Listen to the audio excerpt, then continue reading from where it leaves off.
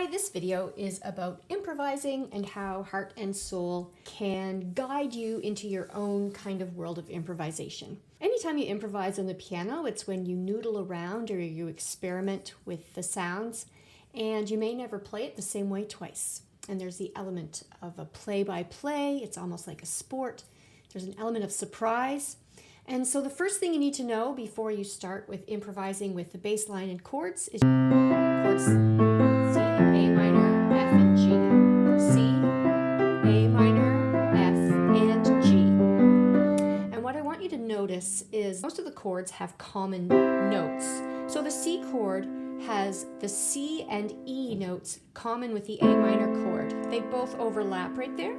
The A minor chord has two common notes, A and C, with the F chord. So, when you want to improvise, this is a very helpful thing to know, because if you want to take the chords in a different direction, you can come up with other chords that have common notes like that. For example, if you want to go up instead of down, you just want to improvise in the other direction.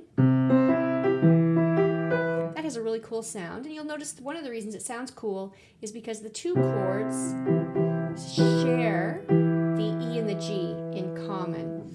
So you could go, and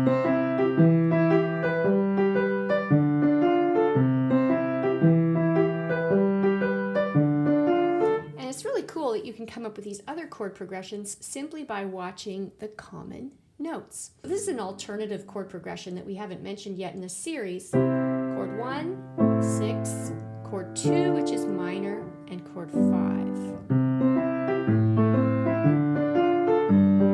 This can lead you to knowing that you can take other chords and replace them. For example, you could go chord 1,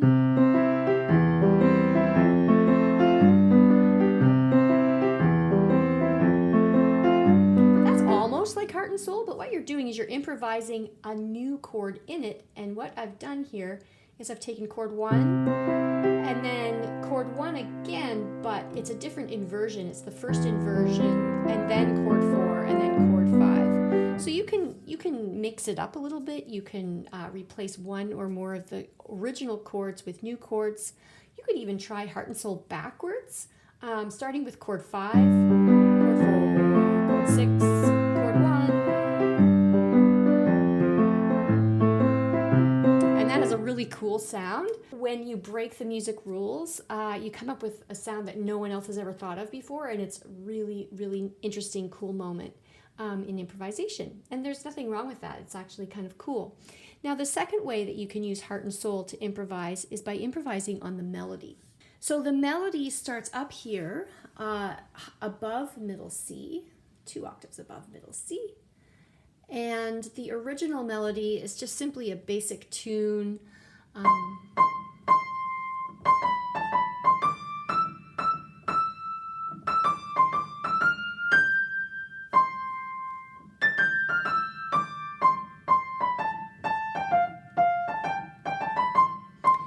You can do is you can take this original tune and mix it up in different ways as well.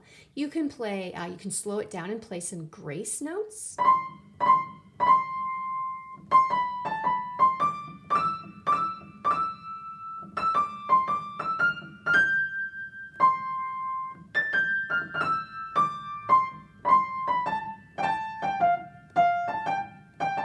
You can just have some fun by just adding some crunchy notes in there. You could add thirds.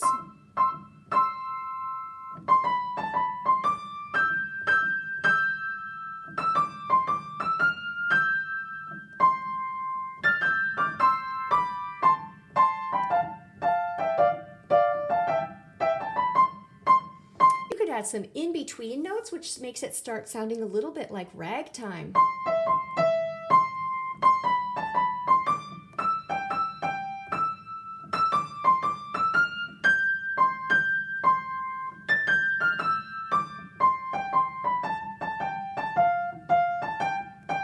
You could invert the melody. So instead of going down first, you would go up first. And this is where the melody really starts to change and become a whole new melody. So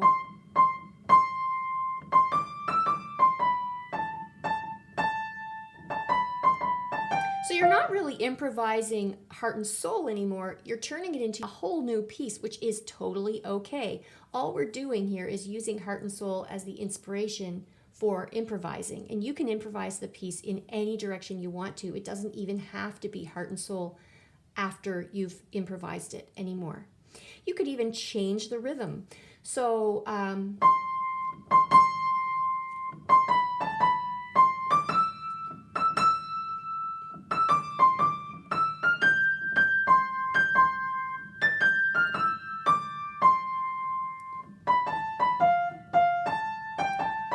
sometimes it doesn't sound like what you want it to, but you know what?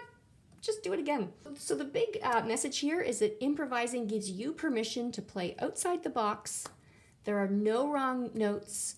All you do is just noodle around and figure it out as you go, and it's actually kind of thrilling and exciting. So I hope you have fun. Good luck.